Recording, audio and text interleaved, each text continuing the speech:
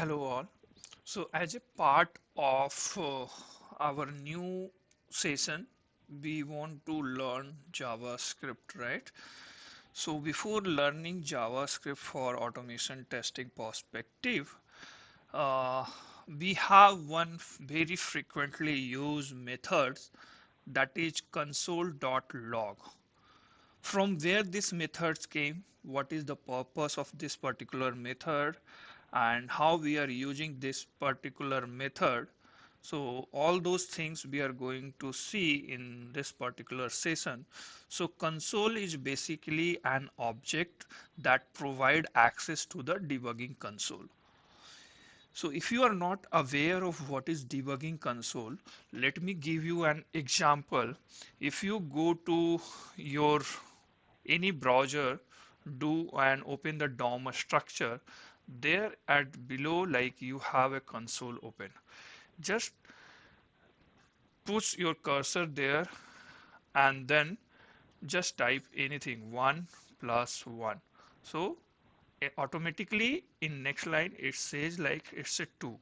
So before hitting enter, it is just showcasing you the inline output, and then when we put enter, then it shows the output. So this is the console, and this is your debugging console, which helps developers to do the runtime changes and uh, check their code is working perfectly or not.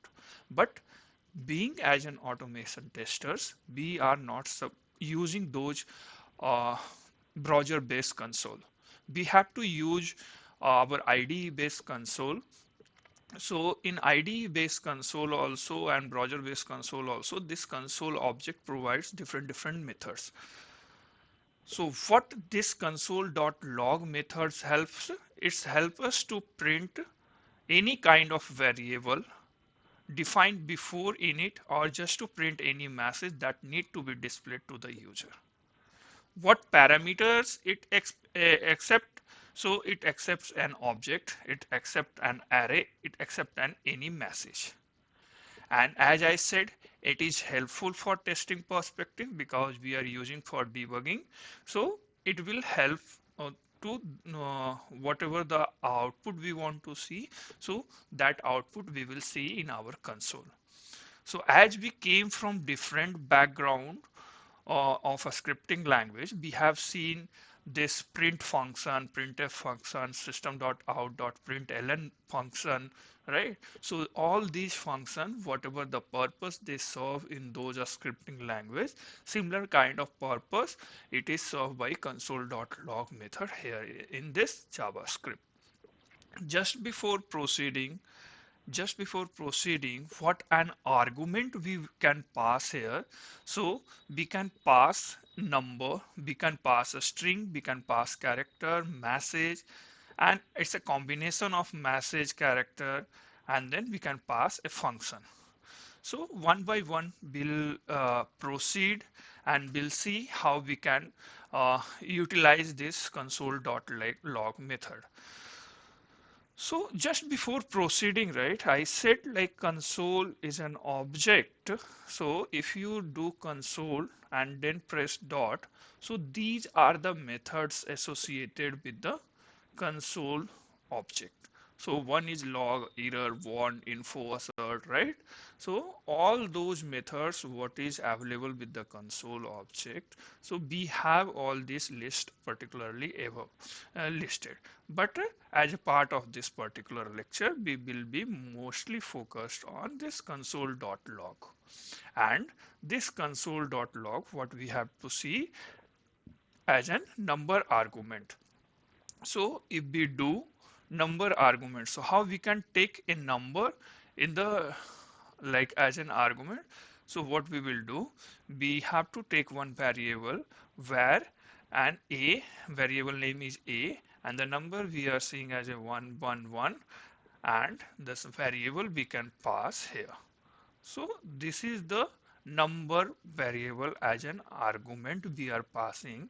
And if you don't know like how to run your JavaScript file through VS Code, so what you can do, you have to just go to terminal and then you need to start a new terminal. Once you start a new terminal in this particular active session, so it will point to your particular frame, like folder, what for inside which folder you are writing your test cases, or you are creating your files. So this is one of the way to run your JS file from terminal. So what you need to do, you need to just type here node, and then after that the location of the file. So this is currently not directly inside this JS practice. We have this practice session folder available. So what we will do, we will provide a practice session folder name and then console file name. So this console.js is the file name we need to provide, and then we run this. So see, output we are getting as a 111. It's the same output which the value which we have assigned to variable a. Now coming to this as in a string. So what we can say, variable b we have taken, and then in v variable we can pass a value called hello world. Okay, so this hello world we have passed, and in next line for shortcuts what we do, log, and then this if we select it will do the console.log, and here we can pass the b method, and we go to our terminal, up arrow it will give the previous written command, and then hit enter. So you will get hello world as a second output. Now as a character where, okay, where we can write, and then this where has like a variable called c, and then in single quote, like if you pass anything like number 16 as a pass, and then in next line log, and then select, and then c you need to pass. Okay, go to your terminal, hit enter. See, number 16 you have passed as a character. Now going ahead, like if you want to see all those things with the help of message combination, so what you can pass rather than going and creating a new variable, what we will do, I will pass a message here itself, and inside message what I pass, this is the value. Okay, this is the value for number variable. Okay, and then instead of this we can pass a. Okay, now what I will do, I will comment here. Okay, and we'll give some space. Let's see what output you are getting here. This is the value for number variable 111. Okay, so this way you can pass. What we will do, we will use the same command we'll do for this a string variable, we'll do for this character variable, and we'll comment the previous code. So whatever we have used directly. So instead of this number, we'll say a string, we'll say here as a character. Okay, instead of b we can pass a, we can pass b, and we can pass c here. Now if I want to run, you can run, and you say this is the value for number variable 111, string variable hello world, and for character variable 16. Okay, proceeding with the major thing, like how you can pass a message, that you can pass message directly, type log, and then message like I am learning JavaScript. Okay, I'm learning JavaScript. If you go here, I'm learning JavaScript. Okay,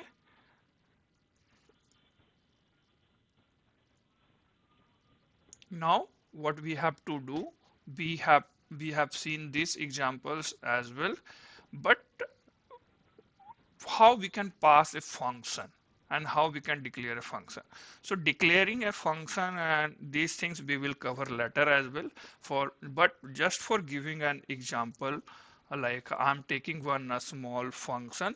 So function, if you write function, funcs, this is the name of the function, and then we need to pass some variable. So we will give a return method, okay, and we want to return what we want to return, 6 into 8, okay, 6 into 6, okay. So this 6 into 6 will give 36 as an output. What we will do, we will call the console log method, and this funcs method, right, will call inside our console.log. Now, if you run your code, you will see you are getting output as a 36. So what you are calling function directly inside your log method, right? Last but not the least, we have this combination also available. So how we can use the string substitution. So what we will do, I have created a for loop, okay. I have created a for loop for you. So this for loop will run a 5 time and starting with 0, and whatever the string you are passing here, so this has one-to-one mapping with this substitution format, okay. So percentage s will redirect to the a string, whatever your string you are passing here, so it will got mapped with this borrow, and then whatever, like you have called me, right, d, this is the again one format you have. So this format has been assigned with the next variable. So in next variable, what we are using a number, and that number we are taking from this for loop. So what is let here, so we will discuss later. These are the part of the later discussion, but as of now you can just see how we can use this console.log for the substitution format method as well. And if I run this particular method here, so you can see, you after 36, hello Gaurav, you have called first time, second time, third time, fourth time, fifth time. So automatically this value has been assigned and it is printing multiple times, okay. So this is called formatting of the string substitution, and it will be helpful sometimes when we have to use a different variable combination in output just to like print some beautiful results value, right. We want to get some data from front end like website, right. So for that perspective these things are useful and particularly useful. Yeah, that's it. Like we will proceed with the next topics in next lecture. Yeah, for time being you can do all this practice, and you will able to understand all those methods why we are using. And this is just an initial lecture, so going forward we will cover all those things. So always whenever you have any confusion, you can ask question like how, why, where, and what, right. So these questions you can ask while like learning any new things, so automatically you will able to understand and you will able to do some research over internet and you will get the things in a proper way. So that's it. Yeah, take care. Bye bye.